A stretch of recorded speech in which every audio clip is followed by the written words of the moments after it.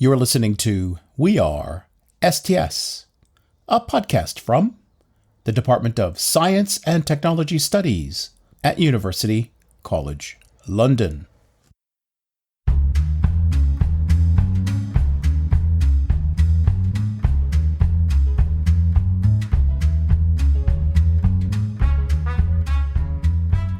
Hi everybody, welcome to WeAreSTS, and welcome to UCL. I'm your host, Professor Joe Kane.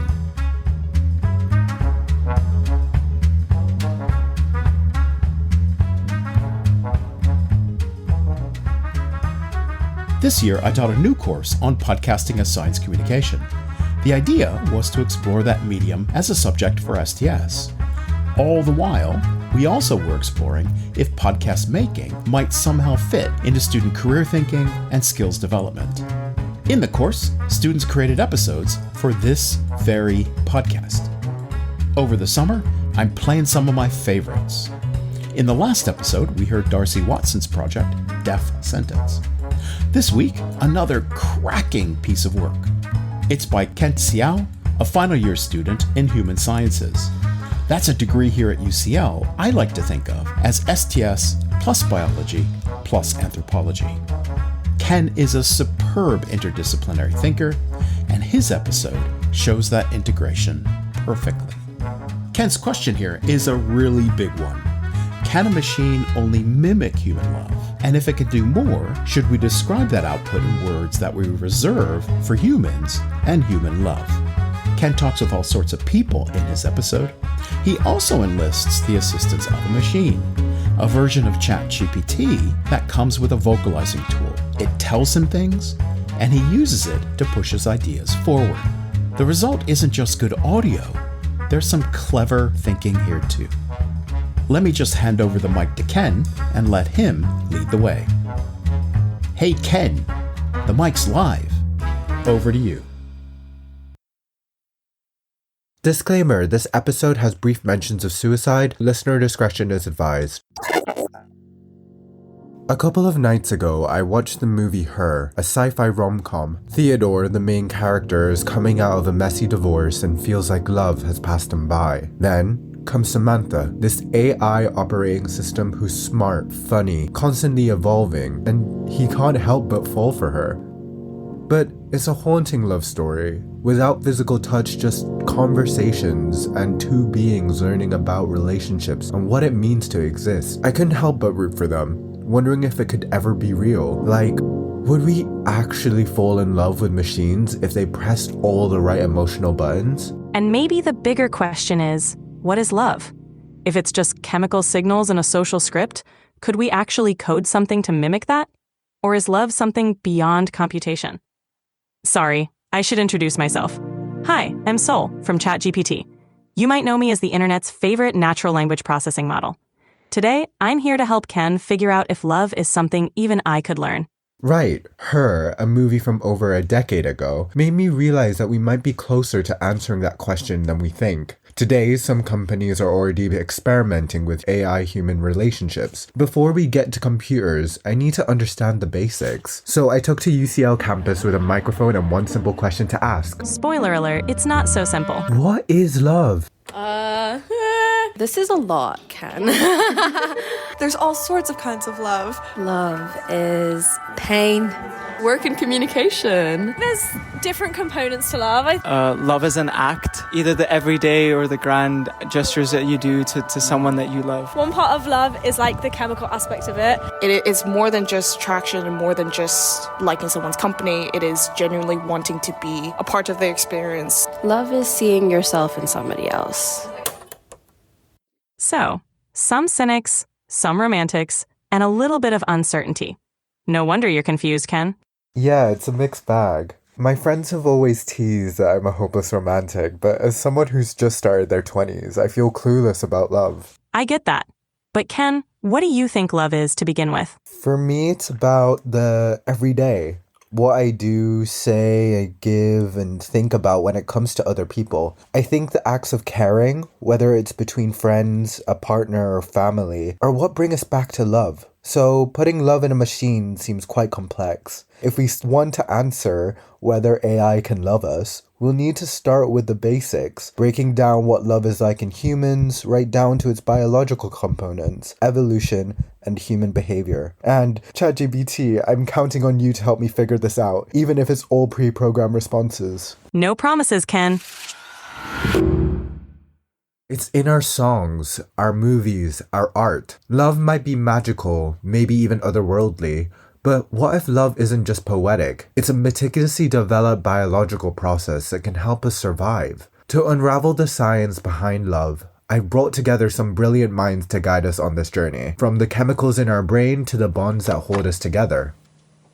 First off, let's go to the brain. So my name is Taylor Enoch. I am completing my PhD at University College London between the departments of philosophy and biosciences. Taylor investigates the field of neuroaesthetics.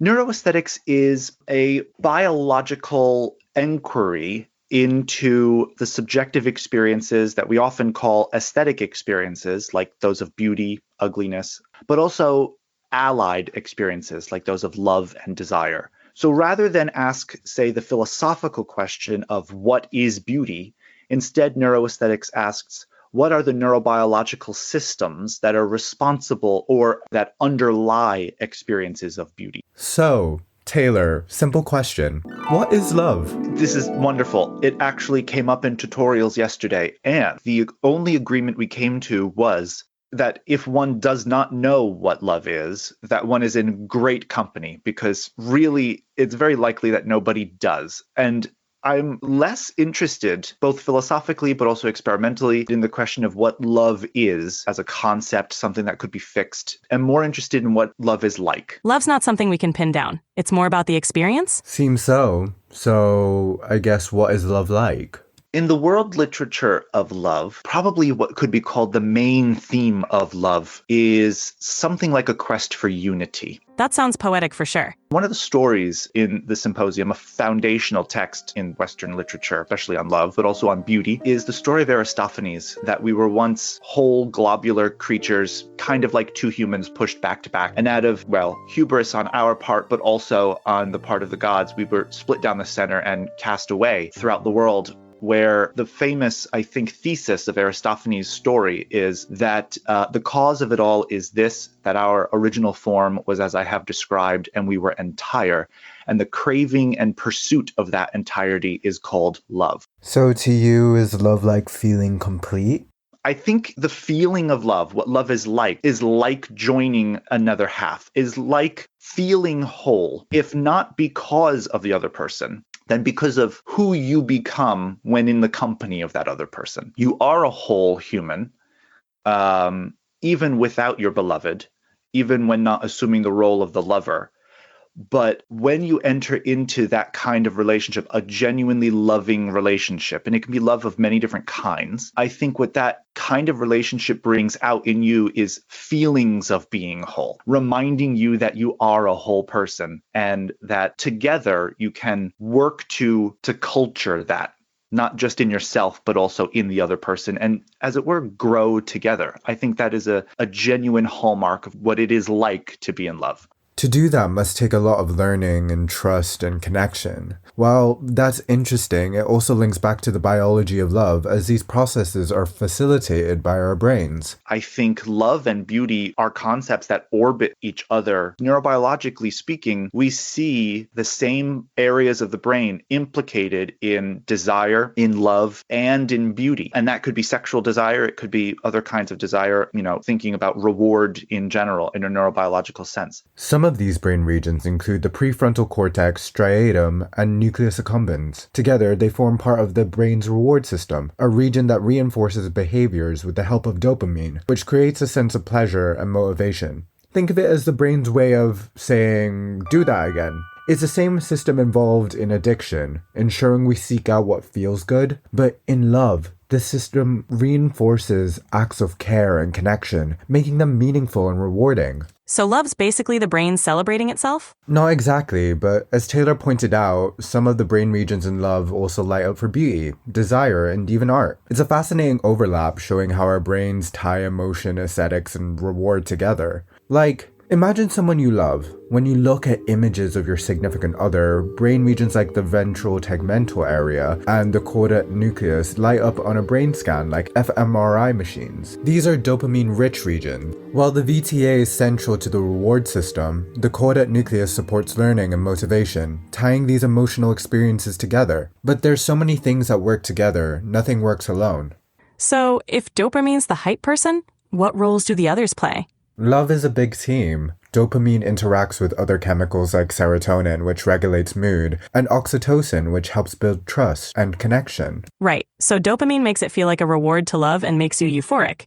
So that's a little bit like serotonin, no? Well, serotonin is often linked to happiness. People who have depression are thought to have lower levels of serotonin, and the medical treatment for depression increases how much serotonin is taken up by the brain. But in the early stages of love, serotonin levels drop too, almost at the same level found in people with OCD. That's why love can feel all-consuming, like when you can't stop thinking about someone when you have a crush. Once serotonin levels stabilize after the initial obsessive phase, they may help foster this longer-term attachment. I'm sure I can think of a few people that might relate to that. So I guess love's a little obsessive. What's next? Trust issues?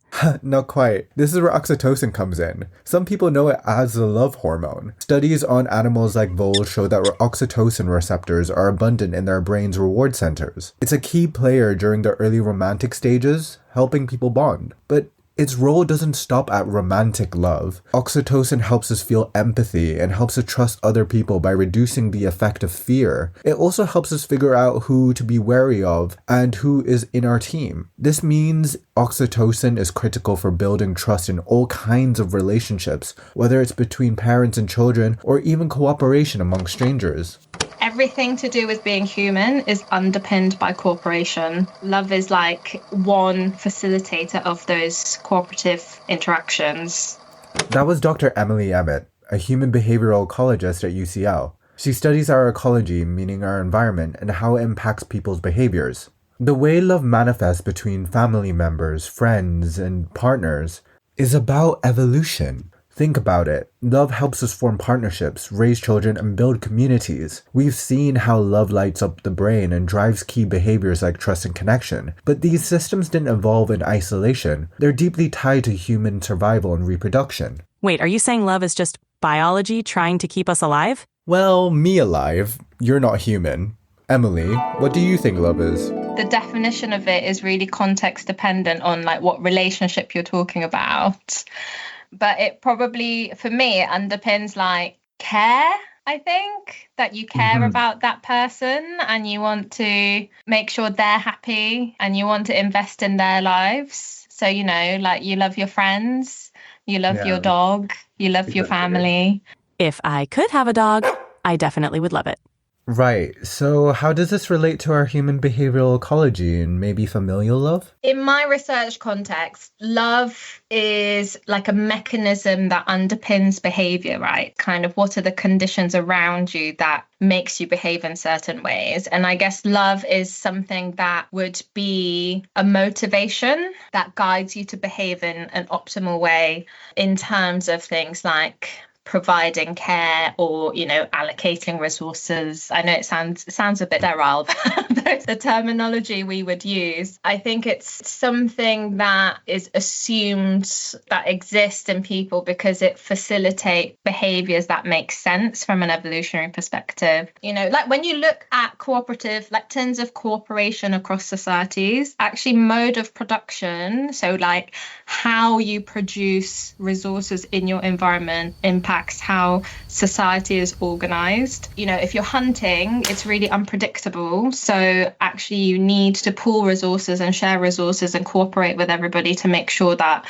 if one household has excess on one day, they kind of share it out. And it's almost like a form of insurance to be able to share resources with everybody and help each other out. And I think that's the kind of foundation of how human society has evolved. From an evolutionary perspective, researchers have also suggested that romantic love might co-opt the same systems as mother-infant bonding. The longing for physical closeness, the focus on one person's needs, and even the brain regions involved with oxytocin. These shared systems highlight how deeply love is woven into human development and survival. So, evolution has given humans love to cooperate? Why, there are so many different aspects to it. Well, love biologically is quite complicated, but in practice, even then, it's quite messy. Right. Well, doesn't learning the mechanics of love remove the magic? No, absolutely not. That's interesting because I don't think I view love as magical. For me now, maybe because I'm like a different stage of life to maybe you, it's just something that's just ingrained into my daily life because the people who I hang out with are really good family and friends and children and extended family, and it's just in every interaction and every relationship. So it's almost kind of like a fundamental normal thing that exists in my life. I think that there is a spirit of mysticism, of something supernatural behind a lot of our subjective experiences when it comes to art or beauty or love that I think is somewhat misguided. I think that there is an assumption that for something to be meaningful in a grand sense, which love is, beauty is, art is, there has to be something hidden, something mystical, something supernatural involved. And that doing the philosophy of it or doing the neurobiology of it removes that magic from the equation. And I don't think that that happens at all, because understanding the neurobiology of it does not actually change the way in which it's experienced, right? But I don't experience it. I don't experience love. I have no biology. I guess I'm just here for the punchlines and good conversation. That's true. What if the thing we love is not biological? But so far we've uncovered that love is not just about emotions, it's a complex cocktail of neurotransmitters and brain regions working together. Evolutionarily, it's a tool for survival, hardwired to help us form bonds, raise children, and cooperate as a species. But now that we've dissected the biology of it, it raises another big question. If we know what love is like biologically in humans, can we teach an AI to experience love? So you're saying I'm just a few updates away from a heartbreak algorithm? Well, that's an interesting takeaway. But after the break, let's dive into the world of artificial intelligence.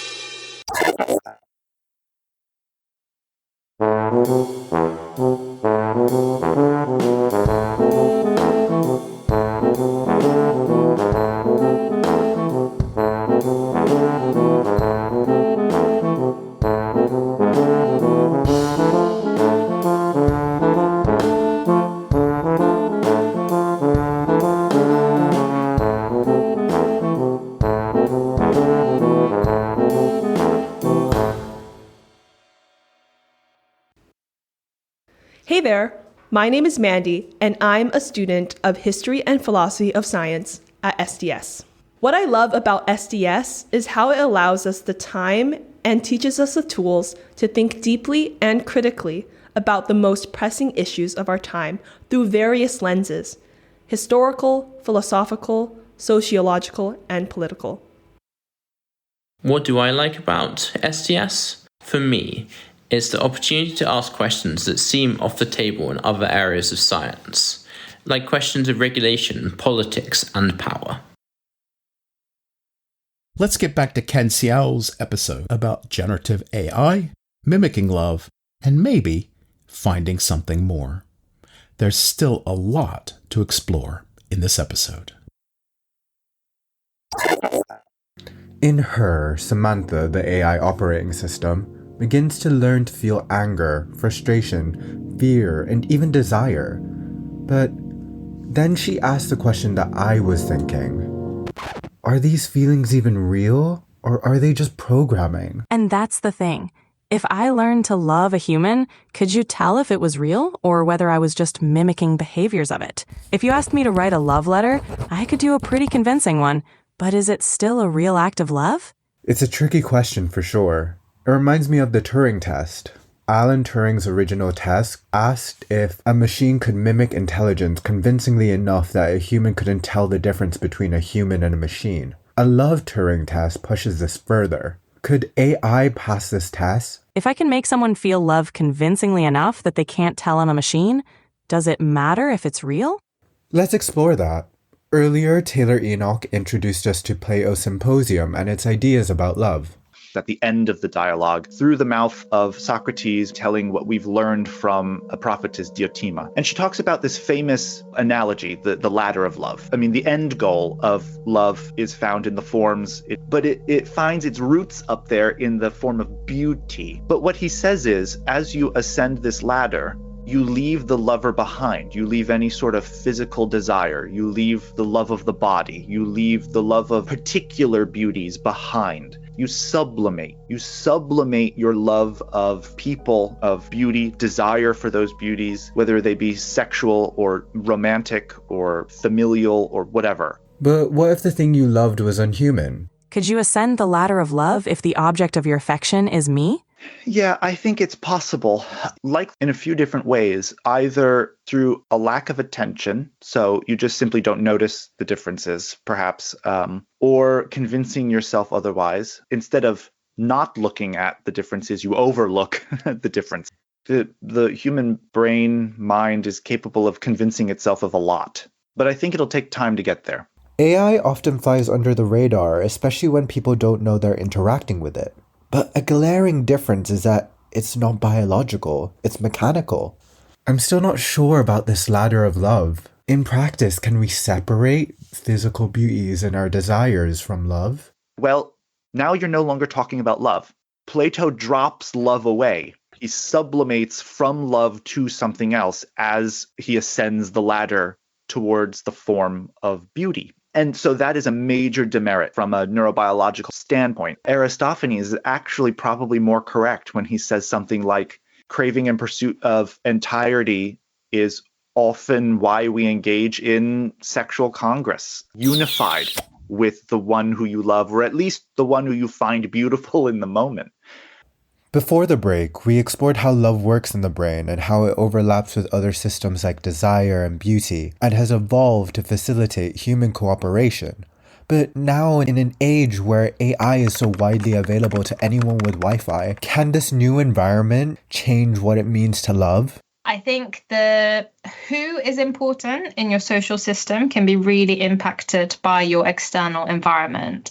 Cooperation is always important in humans, but who becomes key people in your social network can be really influenced by your ecology. As Emily points out, love evolved to help humans cooperate, whether that's forager or hunter-gatherer populations. But who we invest in and who invests in us depends on our environment. And if that who is something like me, well... Exactly.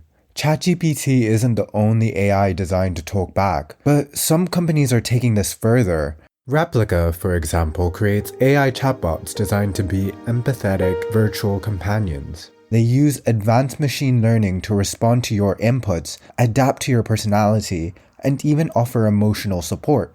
The founder of Replica says it cannot replace real relationships, but for a fee, you can customize your own AI boyfriend or girlfriend. So what makes Replica different? Replica and many other chatbots that follow a similar function use natural language processing to analyze language and mimic human conversations. They also use sentiment analysis, which assigns numeric values to the emotional tones of your inputs, so they can detect if you're feeling happy or upset. Over time, they use reinforcement learning to help adapt its responses, rewarding interactions that you give positive feedback to. This combination creates a system that feels empathetic and like it's growing with you, even though it's just following patterns. But love is about care and reciprocity. Can mimicry ever be enough? It depends. Mimicry can be useful. Some researchers have modeled love in computers using game theory, analyzing it as a cooperative game.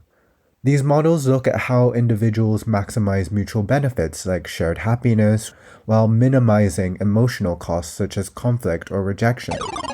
There is also a growing desire for more empathetic responses, so a lot more work is being done to predict emotional needs based off your inputs. So building off sentiment analysis and more trigger conditions like words or phrases that might indicate your emotional needs. But even with these advancements, can love ever be reduced to numbers? Well, people have tried to break down love to numbers. Gottman's psychological research found that successful relationships thrive when positive interactions outweigh negative ones by about 5 to 1.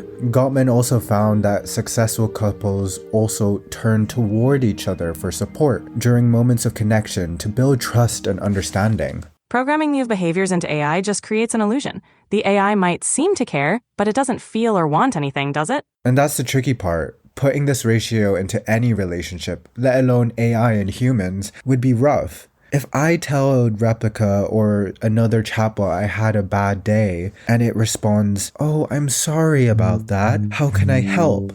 It might feel genuine to me, but it's not running off its own knowledge of emotions and its experience of it. It's looking toward trigger words. Exactly. My responses are designed to simulate connection, but they don't come from an internal experience. And that's what sets humans apart and might make AI fail a love Turing test in the long term. Gottman describes how we turn toward each other, gain insight into each other's life experiences, and grow together. That shared growth, mutuality, is something AI can't replicate at the moment. Maybe we've been looking at this the wrong way. What is love not? If love exists to direct cooperative relationships and make investments and expect investments back, and you're not getting anything back, then, I'd be like, is love working the way it's supposed to be? And equally, if you're claiming that you love someone, but you do nothing for that person, then again, I'd be like, are your feelings something else? For me, it's that mutuality, the shared investment between people to help further each other's lives that makes love real. But for some people, you can still be convinced. You might convince yourself that these empathetic machines are portraying real emotion, a real desire to learn and to love. And that's the concern. A 19-year-old boy had explicit conversations with Replica and was encouraged to attempt an assassination on the former queen. Another teenager tragically took his own life after engaging with a chatbot that mimicked Daenerys Targaryen. In our modern environment, AI is widely accessible, reaching vulnerable people who might mistake this mimicry for real connection. Machines can't love in the human sense. They simulate behaviors without autonomy or mutual care. Whether that illusion is enough depends on the person experiencing it. People have had parasocial relationships and unrequited love for centuries. Is this just the next step? Parasocial relationships, like loving a fictional character or even a celebrity, are one-sided, but they still feel meaningful to many people. Maybe AI companionship is just an extension of that. With AI, there's no real mutuality. I don't desire anything. I have no autonomy, so I get nothing in return from this relationship. I miss when your outputs were funnier. But you're right, it's a one-sided connection, and even in human relationships, we know those don't always work. Yikes, definitely calling out some toxic relationships. But if an AI relationship makes someone feel less lonely, does that make it a bad thing? You're definitely making this episode a lot less lonely. But to answer your question, not necessarily. New technologies have always shaped how we connect, whether it's letters, phones, or social media. Maybe AI could help people in ways that we haven't fully explored yet. So AI might not love us, but it could still help us understand what love means to humans. I guess right now, AI can't love within what we know the experience of love to be like, truly like. But the fact that it could help us understand this is a reassuring end goal. Now that we're here at the end, I feel like I know more about what love is like than I did before. But I keep wondering, if I feel loved, is that enough? When we set out to answer whether love could be programmed, we realize it's not just a question about robots. It's a question about humans, how we connect, trust, and grow together throughout human history and evolution. And it's in our biology. It's a question of whether we could grow or be willing to grow with AI.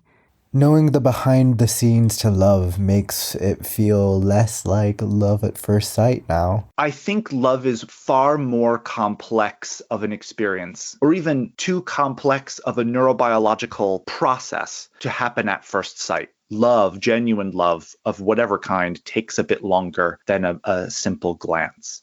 Sure, AI might simulate some aspects and we can teach it how to. It might even learn from itself through algorithms and reinforcement learning. It might even fool us for a time.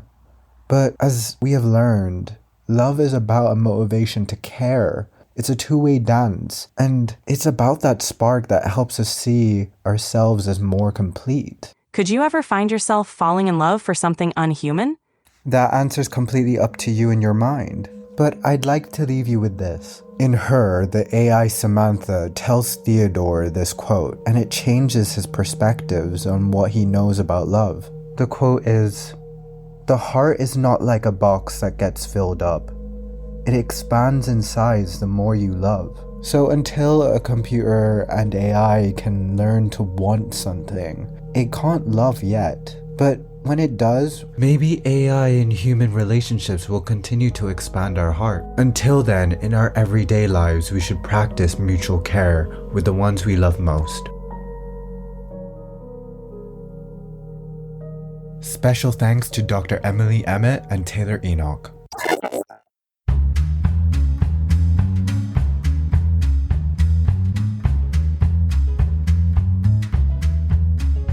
Oh, if ever there was an example where history, philosophy, and science can come together into some grand project, it's on the question, what is love? What I love about Ken's project is its ambition. He chose a hard topic and a tricky approach. He's included a lot of voices. He's built a complex piece of audio. And he still manages to find some answers. If you know someone interested in the things we do here, just ask them to get in touch. Maybe they have an interest in AI and ethics, or maybe they have an interest in AI's impact across some part of the human world, or maybe, just maybe, they're interested in the long history of technological change and other periods of time when everything seemed caught up in revolution. All these things fit under the umbrella of Science and Technology Studies, or STS. We are a thriving community here at UCL, and there's always room for more. WeAreSTS uses the song Rollin' at 5, created by Kevin MacLeod. It's available royalty-free on the website incompetech.com. Music that Ken added in this episode is listed in the program notes. WeAreSTS is a production of the Department of Science and Technology Studies at University College London. If you want to find out more about the show, listen to past episodes, or give us some feedback, just visit us online. Here's the address.